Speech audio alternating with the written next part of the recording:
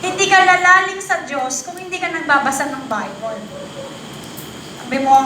Sabihin mo nga, number 1 is Bible. At yan po ang training. Hindi ka lalalim sa Diyos kung hindi ka nagbabasa ng Bible araw-araw. Sabi ko sa'yo, kahit matagal kang Kristiyano, pero pag may bagong believer na dumating at laging nagbabasa ng Bible, mauunahan ka niyang mag-mature. Amen. Pero nakakalungkot po. Diba mas masarap kung matagal ka, ikaw yung mas mature. Amen. Tingnan mo yung katabi mo kung matagal ba yan o luma.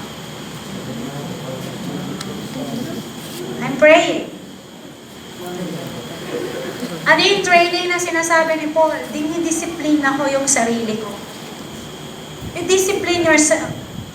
Ano ba yung mga bagay na hindi ko na dapat ginagawa bilang anak ng Diyos? Ano ba yung mga bagay na hindi ko na dapat pinupuntahan bilang anak ng Diyos?